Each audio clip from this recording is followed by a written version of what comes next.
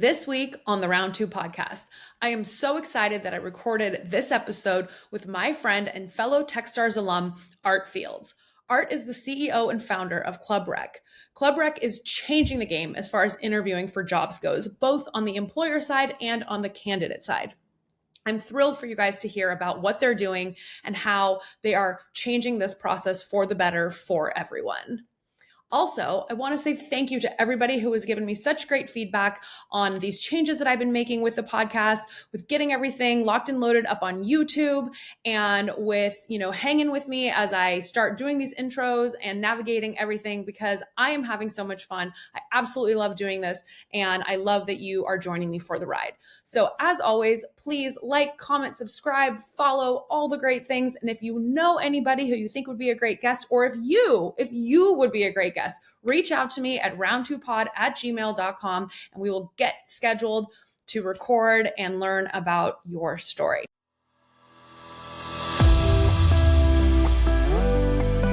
What is up, everybody? Welcome back to the Round 2 podcast. I am your host, Nikki Corbett, and I am so excited to be here today with another one of my Techstars new friends, Art Fields. He is the founder of Club Req. They are changing the game as far as hiring goes, that is such a deep, amazing subject to tackle, because if you have been out in the world applying for jobs, you know how crazy and chaotic and frustrating it can be. So I'm really excited for Art to share about Club Req and what they are doing in that space. So Art, welcome.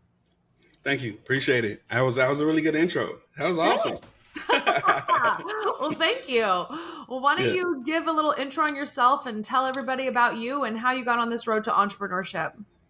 Yeah. So, like you said, thank you for the intro. I'm Art Fields. I'm the founder of Club Req. I've been the founder of Club Req. I guess I founded Club Req back in 2022, where we'll dive a little bit into that story on how I founded it. But essentially, I'm originally from Oakland, California, which I just finished the Oakland Techstars cohort, which was very honorable of them to back someone up who was from the actual city, but had an actual, pretty good idea.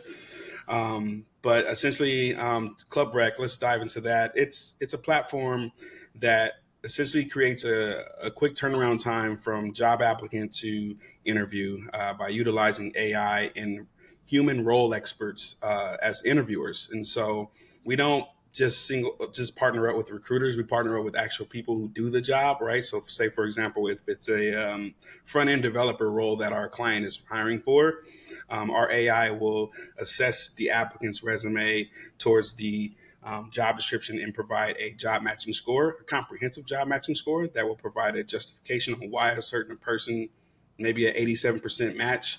And those high scoring applicants will get an invite to screen with one of our role experts that is on our platform making extra money screening candidates. And so, like I said, if it's a front-end developer role, most likely it's a front-end developer who is going to screen that candidate as they have gone through our interview process, our interview training to be onboarded onto our platform.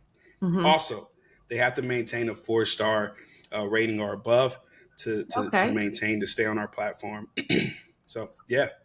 No, I think that's so great. So tell me, how did you come up with the idea? What's your background? Yeah, so 15 years in talent acquisition, started off as a recruiter. I actually started off as a recruiter for a company called Pipsby back in the day in Minneapolis, Minnesota, when I was recruiting families to join a foreign exchange student program. And so I would work with a colleague of mine over in Beijing. As I recruit the family, they recruit their families, and then we'll do a swap pretty much. Okay. And I ended up joining a staffing agency, Aerotech. Kind of grew my career from there. Was there for about a year, and then was headhunted by Delta Airlines to lead their tech ops recruiting for Endeavor Airlines, which is a subsidiary of Delta Airlines. Mm-hmm. And then from there, went to DHL, and then joined a small startup at the time that was actually growing that we all know now as DoorDash. Helped them launch in new markets. And that's where the actual idea came from. So I was leading a team of recruiters at DoorDash, and two of my recruiters was kind of struggling with hitting their goals when it came to customer service recruiting, Mm-hmm. because we had some pretty lofty goals to hit each Mm-hmm. monthly Mm-hmm. that they just couldn't keep up with the demand. So we had to hire close to 50 new hires a month Oh, just wow. as customer service agents, you know? Whoa. And so they also had other requisitions they were working on, like managers and things of Mm-hmm. that nature. And so trying to screen every applicant for those hourly roles was just not realistic. So we partnered with an outside agency just to use as screeners. My Yeah. recruiters would just review resumes, put them in a queue, and then those screeners would just screen candidates all day. And the next day we'll Okay. have a report on who's been screened, who's ready to come on site for interviews. Mm-hmm. And that's where Club Req came from. So I was Okay. like, why not make that out? Why not just remove the recruiters from screening the resumes and have Yeah. AI review it?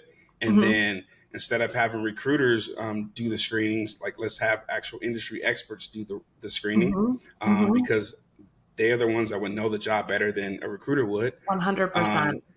Yeah, and so that became the birth of Club Req. And so when you're at a company where at the time I was under a invention assignment agreement with DoorDash, and so I didn't start actually building it until after I left DoorDash, Okay. and that was maybe a few months after I had came up with the idea. So Okay. Oh, yeah, so so that's essentially where it comes from. I love it. And I think it's really, at my old job, when COVID hit and we ended up laying off a portion of the company.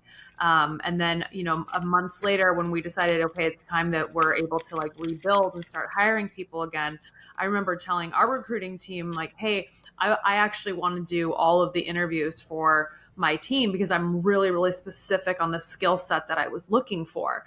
And they were stoked. They were like, oh my gosh, we don't have to do your pre-screen interviews anymore. That sounds Yeah, great. Like, thank you for right, doing that for us. And so, and I mean, like I said, I did it because I was looking for a specific skill set and I knew the job better than they did that I was hiring for. But to think that there could be something that's even more specific where I don't have to do that role and that the AI can scan through, pick out qualified candidates, and then someone who's already in that role because they're doing it day to day. They know what questions to ask, they know what problems they come across and can kind of look for like similar skill sets to what they already have, right? right. No, yeah, that's right. So during TechStars, they have you do like a jobs to be done interview, right? And Mm-hmm. we had already conducted user interviews prior to joining TechStars, but we did a few more because TechStars was just like sharing more information on why we should gather more data. And so Mm-hmm. we're like, all right, we need to conduct some more user interviews. And come to find out, like we end up uncovering that a lot of hiring managers feel that like recruiters are incompetent, right? Like Interesting. recruiters are Mm-hmm. dropping the ball. They don't quite know what I'm looking for, Mm-hmm. which I could have took that as like a sign of disrespect because I used to be a recruiter myself. Like, dang man, like Like, wait a minute. like hold back, back a little bit, but ultimately, this is how hiring managers are feeling. So it was like, okay, Mm-hmm. well, I think we're on the right path as far as using role experts. But the only thing is that we have to make sure those role experts know how to interview. And Yeah. so what we did was, okay, we don't only have our AI assessing the resume Mm-hmm. and providing a score. Our AI also listens to the interview that's happening live. So, like, if you and Oh, I were cool. interviewing right now, it's Mm-hmm. listening and it's prompting the interviewer, like, "Hey, based off of Nikki response, you should follow up with this question." So Oh, it's actually like scaling the interviewer a bit, as far as like how to vet deeper. yeah. So yeah, so that's a feature that we also have on our platform that users can use, That's and really would cool. and So I have a question about the initial screening of the resumes because you when people are out applying for jobs, right? A lot of the advice nowadays is to go in, take the job description, give it to ChatGPT, give ChatGPT your resume and say, "Hey, modify my resume to fit this job description." Is there any is there more discernment that you guys have your AI doing? So it's not just looking for specific keywords. Does it have the ability to actually, compare and contrast maybe different types of roles, but say, hey, these are similar skill sets and this should be a person that we should talk to? Yeah, so it's all about like feeding your AI, like what prompts do you feed your AI, right? And updating Uh-huh. your prompts. And so we ran into a bit of that earlier where like applicants were putting the terms from the job description in like white font and Oh, uploading their Word document resume, right? okay. And AI can pick up that white font, right? Because Uh-huh. it's an editable form. Yeah. But so we end up making it like, okay, you're only allowed to upload a PDF. Now Hmm. that's where like AI can't pick up that white font. So like Oh, if okay. you're trying to hide those terms in white font, our AI won't see it. Okay. So essentially, it's going to grade you truthfully, right? But Hmm. then to your question about like individuals who just copy and paste essentially like the job description, the requirements, to put it in their resume. So we have a prompt in there that says like this, and like it'll give a percentage of how much of their resume is like word for word copied, and so it Oh, kind of geez. like flags it. Okay. It Uh-huh. flags it and says like this person may have copied the job description word for word, and so that's where like we have to have a human review that before we Okay. invite that candidate to an actual interview. Okay. Yeah, because Hmm. it's always interesting because I've played around with ChatGPT and kind of said, okay, like how would you tailor my resume to this specific job role? And it is interesting because I'll sometimes look at what the output is and think like, well, the way I originally had my resume, I felt like was such a better indicator of my experience and what I'm capable of and my skill set. But if I'm trying for a role that's maybe not exactly apples to apples for what I had done in the past, then I'm like, well, are they going to discount me or is it going to kick me out because I didn't have a certain phrase or keyword or whatever it may be that it's looking for? Yeah, that's where we come in with that second layer, right? So Mhm. let's think about it from the standpoint of like if you were applying to a role and and a company wasn't using ClubReq, they would most likely use a recruiter, right? Mhm. That recruiter would still call you and say, "Oh, you're a great fit. Let's schedule a phone screen or a video conference screen," right? Knowing that recruiter may have never done the job that they're recruiting for, you Mhm. probably can get past their screen, Got right? it. Mhm. Because they're like, well, sounds good. So Yeah.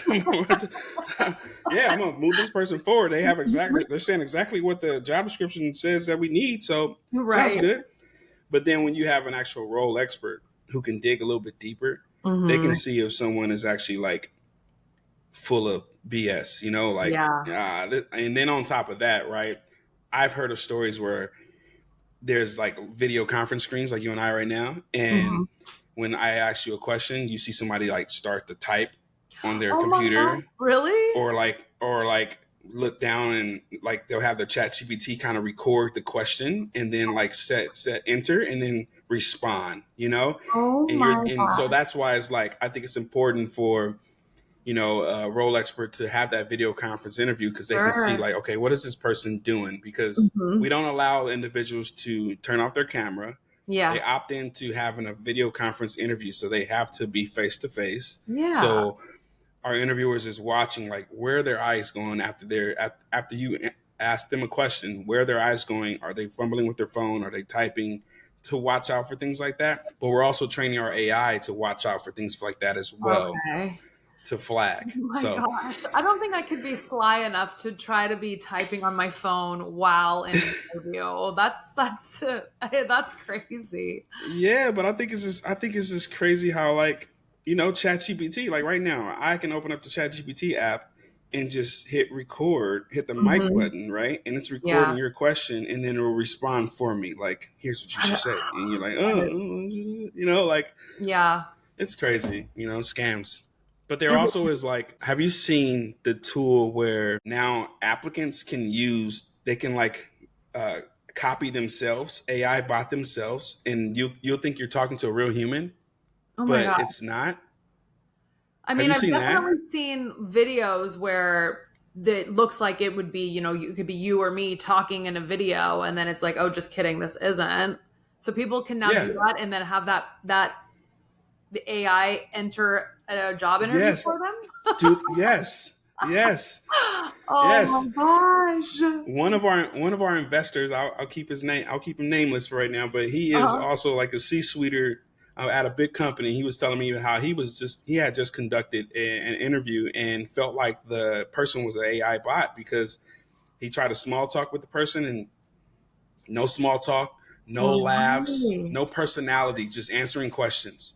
Oh my gosh. I was like, Wow. maybe it was, Oh maybe my it was. gosh. That is Mm-hmm, crazy. mm-hmm. Oh my God. I know there are so many crazy things out there with the anything, just everything, recording our voices, our mannerisms. I mean, I saw a video the other day and it was talking about some scam going on right now where if you've got some phone call and it asks you like, oh, is this Nikki Corbett? And I say yes. Well, now it has me recorded saying yes. So then it could use my voice and could like call my parents and fake that it's me saying like, hey, I'm in trouble. I need you to wire me money. And so it's like, it's talking about like with your family, you should have a safe word, so if any of these Right. scams happen, you can make sure you ask that. And so I'm like, oh my gosh.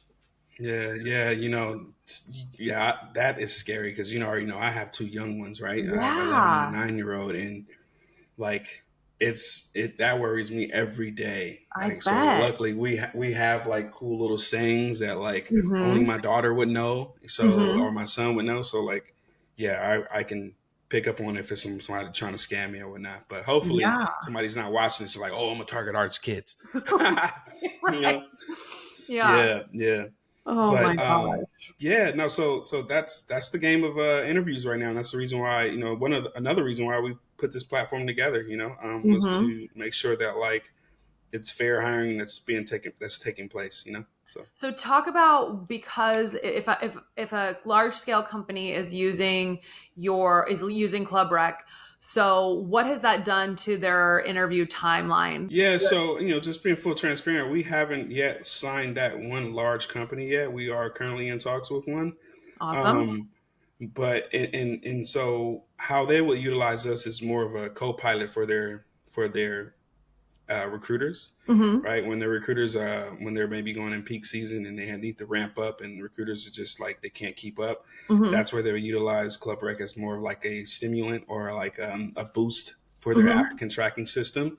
And then for those small to medium sized businesses that we do partner with currently right now, they use us not only as like a screening service for them, but also they use our platform as an applicant tracking system. So Yo, to that's great. keep track of their applicants and whatnot. So But what is currently that? we But do not. I remember talking a while back, and you guys had some pretty impressive data as far as the timeline of an interview process, right? Yeah. Like with and without Club Rec, because you guys have made that timeline move a lot quicker. Oh yeah. Oh yeah. So I'm sorry. Let me answer that. Let me answer the Yeah, actual question. All right. that's Yeah. So uh, I can only give you like real numbers that we've dealt with. So we've had a client that took them about 42 days to hire for just a client care coordinator, and hmm. we came in and filled that role in 7 days for them, Oh, that's right? And awesome. then because each applicant as they apply, they hear back right away from ClubReq, right? If you're a Hmm. fit or are not a fit, and if you're a Okay. fit, you're moving on to an interview. So it happens instantly, right? Hmm. Where like I hear about applicants saying that, hey, job seekers saying that I applied for over 100 jobs, Hmm. and only about 18% of them will respond back to me, let me know if like I'm moving forward or if Yeah. they even receive my application, right? Hmm. So it's like we have increased that for us.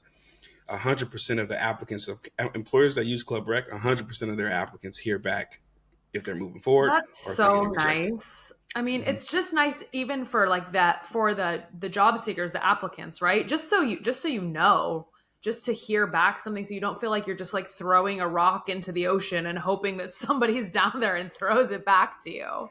Right, right. We provide instant gratification for applicants. Hmm. Um, it's it's like Amazon or going to the actual store, Yeah. right? Like if I go spend my money at the store, I'm coming back home with the product, right? Where Amazon, Hmm. I will spend my money, but Amazon does do a pretty good job with instant gratification. Like you're going to get something back within either tomorrow morning or within 2 days, 3 days, right? But Yeah.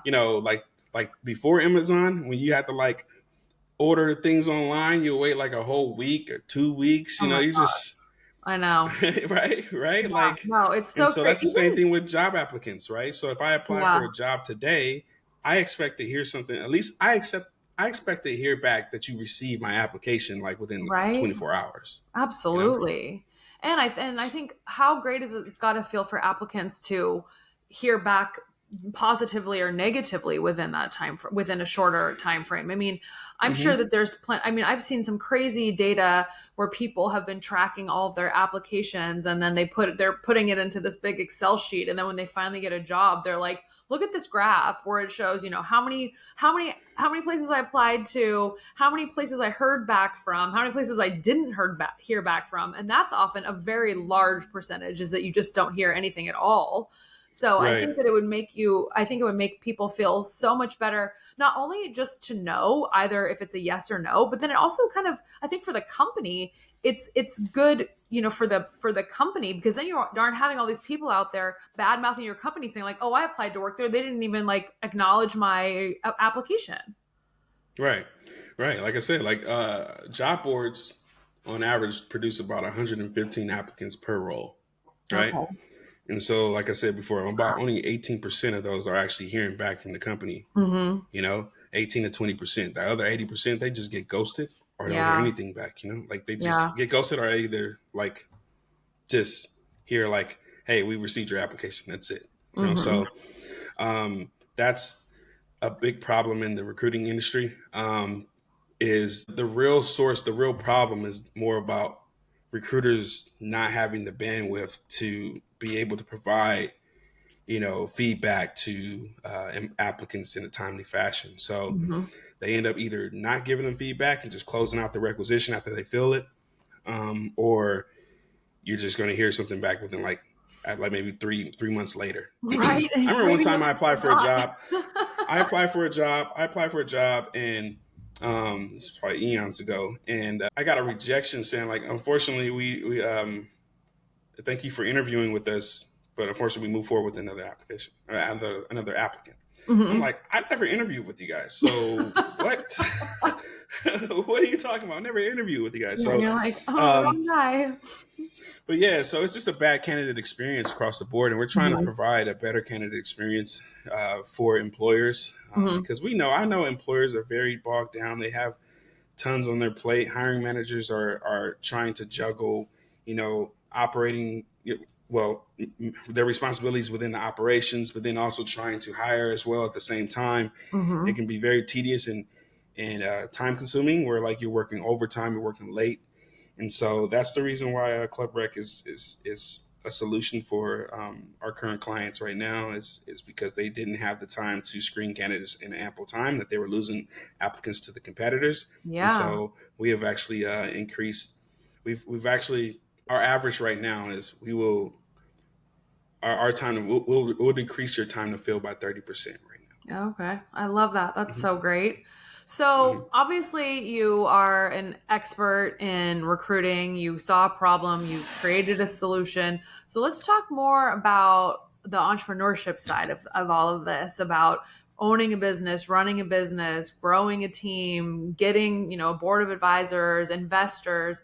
Talk a little bit about, when you initially came up with the idea, what was the next step as far as, who am I going to get to make this something real and work with me? Yeah. So one, I appreciate you calling me an expert, but I'm not an expert. I don't like to call myself an expert. I'm a humble guy, but appreciate that. Yeah. But as far as like yeah, that was a pretty heavy question. Yeah, it's So definitely loaded. So let's when take it one bit at after a yeah, it's time. loaded. So to start, I would say that when I had the idea, right, I started to figure out, okay, what's the first steps I need to take? And I have a friend that I don't really talk to much anymore because he's super busy himself. He was a founder. He's a founder as well. Hmm. And he founded a company called Upsy. Clarence Bethia. He was actually my college teammate. Okay. And Clarence was he's one of those no nonsense type of guys, right? Like if you got an idea, then go put it together. Like go do Uh-huh. it, like right. So Yeah. so he was like he advised me to start building out a prototype, like Mhm. low code, no code, like platform that can just build out the prototype. So I started to do that, and I don't. And he told me himself, he hears a lot of like founders are inspiring founders say that like, I got an idea and I'm going to do this. I want to start my own company, but they never actually put any action towards it. Mhm. And one time he was coming out to Arizona, where I'm currently homed at, and was coming to the Fiesta Bowl with a few of his friends and investors, and was like, "Hey, let's." I was like, "Hey, we should do dinner. We should do lunch." And so what was turned out to be it was supposed to go to dinner. I ended up going to the game with them, and I brought my backpack. Right, I brought my Uh-huh. backpack with me. Who brings a backpack to the Fiesta Bowl? I did. Okay, I brought a backpack with my MacBook in it. Right, Okay. and I'm thinking like, man, maybe if I get a second, I get some time, I can show him what I've been working on. Right. Uh-huh. So by this time, I went. The Club Req was called Rec City at the time, so Requisition Okay. City. Okay. Right, and I had got that like trademark, the name trademark, and everything like that. And then after the game, we ended up going to get drinks, and I brought my backpack with me. I was like, hey, like I want to show you what I'm working on. Yeah. So I'm at the table with him and his investors, and I'm like, yeah, I'm working on this platform that can like pretty much help applicants get through the hiring process faster, and employers can hire faster with using like role experts, kind of like Uberizing the screening process, right? Mhm. It was like, show me what you got. No, actually, he didn't say that. I was like, let me show you what I have. And so I started showing him prototypes, clicking around on fake buttons. He was like, holy crap, I didn't think you were this serious when you told me you had an idea. And I was like, yeah, man, like, Uh-huh. I think there's a gap in this industry right now as far as like processing applicants fast enough. Then COVID hit and Uh-huh. layoffs was happening. Nobody's hiring. So it was like the Right. idea kind of was like pause, like, Mhm. nope, not gonna work. And I kind of got discouraged a little bit. But when the country opened back up and they started to ramp up and hire again, that Mhm. problem came back, Yep. And so it was like, all right, well, it's time to get this thing rolling. So I, hit Mhm. up Clarence again, and he was like, you need to start building yourself a team and things of that nature. But he was also like transitioning out of Upsy because he was, I think either exiting. And so he was really busy. So then I just started like building my own team here locally. Mhm. My co-founder, Robert Nelson, who was actually a best friend of mine for like 16 years, Mhm. he was looking to like, hey, I want to stop working. I want to do my own thing. And he had this idea of starting his own electric company. I already Uh-huh. started Club Req. He was like, let's do that. Mhm. So he was like, Nice. I'm gonna give you some money, Art. I want you to take a year off, and I want you to build this thing out. Mhm. And I was like, all right, but I need your help because like you're an engineer. I need you to help me like be Yeah. more efficient with my thoughts and like Mhm. execution. And so that's where he came in, and Awesome. we're here today, and that's how we got where we're at today, as far as like Club Req, and now starting to go through the acquisition phase and start to really we're in sales mode right now, trying to get customers, Yeah. and that's our goal right now. That's But great. yeah, that's one segment part of your question, as Yes. far as how it started. Yeah. So then, as far as obviously I know it's the two of you, but then I know you have a couple other folks on the team as well. So how did you bring them along? Did you put your own rec out and use the club rec process to hire, or how did you find your other team members? Well, so actually, I got to rewind a little bit because so my daughter, and I'm going to give a humble plug to my daughter here, but my daughter's was an 8-year-old All American 400-meter runner, right? So she runs track, Awesome. Yeah. and we were at a track meet, and her teammate's uncle was there visiting, and his name is Jay Graves, and we were just chatting. He was like, "What do you do for a living?" I was like, "I work in recruiting, but I want to start my own company, my own tech company." He was like, "Oh, really? We got an idea?" And I started telling him about Club Req. Well, it was called Rec Mhm. City at the time. And so by this time, I didn't know that Jay was actually like a entrepreneur himself, and that he just exited his company. He had a development company that got bought out by this big large conglomerate overseas. Okay. And so after the track meet, my daughter's friend's mom, the sister of Jay Graves, Hmm. had texted my wife and was like, hey, so my brother is highly interested in whatever art's building, something called like Rec City or something like that, and would love Uh-huh. to jump on a call with him. And my wife told me like, hey, Jay wants to hop on a call with you and like talk this thing through. Like he said, he's heard hundreds of people pitch him because he invests that like your idea is the one that he would want to get behind. And Mm-hmm. so by this time, I'm like, Robert's aware of what's going on. I'm like, Rob, I got a call with this guy, Jay. He's interested in Club Req. He's like, Yeah. all right, let's get on the call with him. So Jay ends up telling us like, hey, all right, I love your idea, but I'm moving to Italy for a year with my family. We're just going to go live over there for a little bit. And Uh-huh. but meanwhile, I want to know if you're serious. I'm going to give you 4 months worth of assignments that you need to do. Like not even 4 months worth. I'm just going to give you some assignments that you need to do, and that would tell me that you're really serious about it. And Okay. so he was like, you need to register your company, right?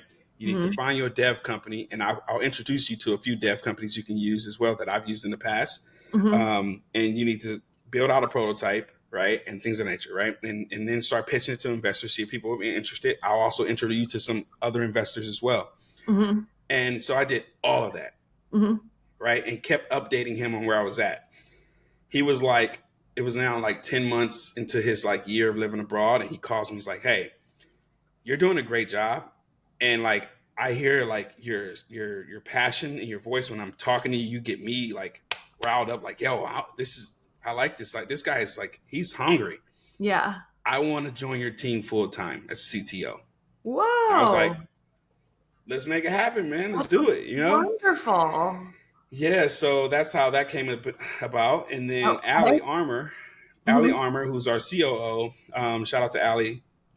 Honestly, we wouldn't be where we're at today if we didn't have Allie. But Allie is a 5-time, uh, I guess, startup employee. She Mm-hmm. was like employee number one for like a few ventures that Mm-hmm. like, exited for like $3 billion. Man. That she had all this expertise in this space as far as like what we need to do, our user interviews, and before you build anything, our art, like before you pay that development company, let's go do some user interviews, so that way Mm-hmm. you're not like wasting your money and time Yeah. building something that like the market doesn't need. Mm-hmm. And Absolutely. so we did that, and then we applied to TechStars like a year before we even met Allie, Okay. and got TechStars' attention just based off the idea, but didn't get make the cut. And then when Allie came on board and we started to build and develop, we reapplied Mm-hmm. late. Mm-hmm. TechStars gave us like 2 days to do to do some assignments that was like they gave the rest of the cohort like a month to do. Oh my We gosh. did it in 2 days, but we already Dang. did almost a lot of the work already. So Uh-huh. we ended up getting in TechStars, but that was all thanks to like Allie preparing us. So yeah. Okay. Hmm. Cool. Well, you Yep. guys definitely have a great team in place. I mean, I obviously know that because I've met them all, but Yeah. I'm not just saying it. I believe it because I've met everybody. So Yeah. that's I think wonderful. one of the other questions you asked about my team of advisors. So like how we met our Hmm. advisors was just through like us just reaching out to people on like LinkedIn. Hmm. Paul Wolf, who was a CHRO for Indeed back during their like prime years Hmm. of growing. He's an advisor for us. And then we just signed on board Al Rashid, who was a part of TechStars as well, but he's Hmm. now the director of a venture house right now. It's kind of like an accelerator program as well Oh, cool. here locally in Phoenix. Hmm. Then we have a few like I guess you can say unofficial advisors. Yeah. So one is the chief people officer for the Phoenix Suns and the Mercury Oh, nice. here in Arizona, and so and then we have another individual. I won't drop his name because he's with a big player. So I kind of want to keep that confidential right now. Sure. Yeah. Mhm. Well, I Yep. mean, I think everything sounds really good. I'm excited to see how the rest of this year unfolds for you guys. No, for So, sure. so one of the things that I like to talk with entrepreneurs about is kind of the advice that they would give to either an aspiring entrepreneur or any advice that they would give themselves when they first decided to take the leap and jump into this crazy world of entrepreneurship. So as you look back on the last few years, what are some things that you know now that you would tell your younger self? Yeah, so I'm probably gonna get a little emotional on this one, right? So I'm a black founder. Let's just call it what it is, right? Black founder in the tech space, and you always hear about like articles about like black founders not being funded as much as white founders. Mhm. Me, I went into that kind of like ignoring it, like I didn't care, like whatever. I'm just gonna shoot my shot, Mhm. My co-founder is Caucasian American. He's white, and we have experienced, times where I couldn't get a conversation with someone, right? I couldn't get a meeting with someone, and Robert could. Mhm. And I thought mentally I was prepared for that, and I don't think anything can prepare you for that. As far as like the discrimination, I guess you can say, or the opportunities not really kind of presenting to you because of your race. Mhm. But I would say the advice I would give myself is that like I need to. I would say to any young entrepreneur out there, and no matter what color you are now, to be quite honest, is Mhm. that this is a roller coaster ride, Yeah. right? And every day you're going to go through peaks and valleys, and you just have to be mentally prepared for that. And I thought I was mentally tough for that. Like being Mhm. from Oakland, California, making out the hood, Mhm. and like my founder story being that like, hey, I used to be a dope boy, like Mhm. I sold drugs at 13, and Mhm. luckily, by the grace of God, like I made it out alive and went down a whole different path trajectory based off of a decision my mom made, right? To Mhm. go to college, become a college graduate, grow my career, become a husband, father, right? Mhm. So I've been through some tough times, but like, you know, it's new levels, new devils. And Yeah. so as you level up, you're going to be constantly mentally tested. Mhm. You need to make sure that you are practicing mental toughness and Mhm. giving yourself grace too as well. Like, Yeah. that would be the advice I would give my younger self, and practice gratitude and gratefulness every day as well. Like I I'm love that. alive. Mhm. Yeah. So that would be, I'm alive, healthy and well. My kids are healthy. My wife is healthy and well. We got a roof over our head, like life is good. You can't Mhm. complain about it. There's other people in far worse conditions than we have right now. And so the fact that we're given the opportunity to become founders, Mhm. just be grateful of that. Mhm. I Yeah. think gratitude is so incredibly important. And I think that it's, if you are practicing that and, actively taking a look at what your life looks like, what you have versus instead of what you don't have, I think by focusing on everything that we have, it almost makes it just makes it that much easier to go after your goals because you're already like, hey, I'm good right here. I'm good with everything that I have. Like we are doing well. Like we are happy, we are healthy. Like you said, we have a roof over our heads. I have food on the table. Like I'm able to pursue my dreams. So it's just such a good mindset to go in. And one of the things that, on that token, one of the things that I often remind myself too is I think like, how many people would, just kill to trade places with you, with me, with anyone else who's maybe, having a tough day or having a tough month, who could be struggling. It's like, if you take a step back and go, wow, I bet you there are so many people that would like give anything to be in my shoes, even on my toughest day. Right. Right. No, no. I mean, that's like you're from you familiar with the Bay Area, so Mhm. like living in Sac, like there's nothing sweet there, right? We have Yeah. to be grateful for where we're at today, because we see people every day that's like, ooh, I don't want to be in their shoes anymore, Yep. or I don't wish to be in their shoes in general, So I'm Mm-hmm. just I'm just highly grateful, and practice making sure I remind myself of that every day when I wake up. Like Mm-hmm. I got a new opportunity today to sell Club Req, to showcase it. What more could I ask for? Yeah. I love Mhm. it. So, one question, you've talked about being from the Bay Area. I obviously know that.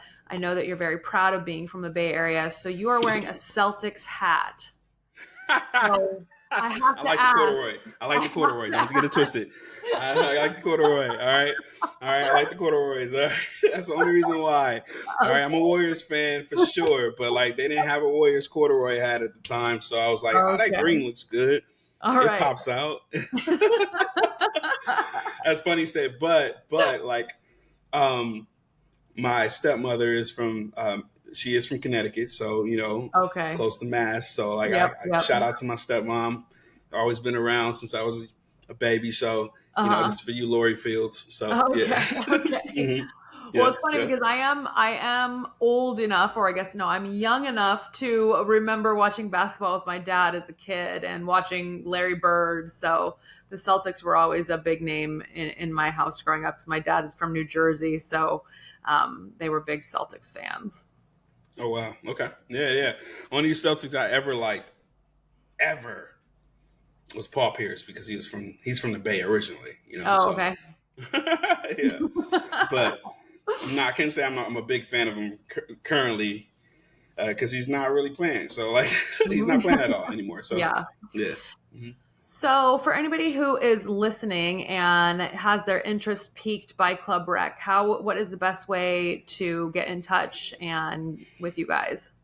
Yeah. So they can always go to clubreq.com, schedule a demo or a meeting with myself directly or Robert Nelson. And we'll be happy to share the demo with you all.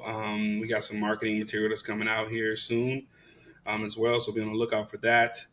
But right now we're currently in beta phase, and so it's like the cheapest of all cheap right now. So only thing you Uh, would pay for is just for screens. It's free to sign up on the platform, free to put your role on the platform.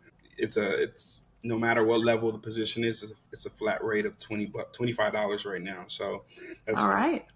that's super cheap compared Yeah. to the cost to screen a candidate from like a hiring manager's time or a recruiter's time hourly. So hmm yeah. Wonderful. Yeah. Well, it's been awesome having this conversation with you. Thank you for your insight and sharing your story and telling me all about Club Req. No, you And did a great job. You thank killed you. it. Thank Yeah, you. yeah, All for right. sure. So thank you so much for being here, and we will talk soon. Sounds good. Thanks.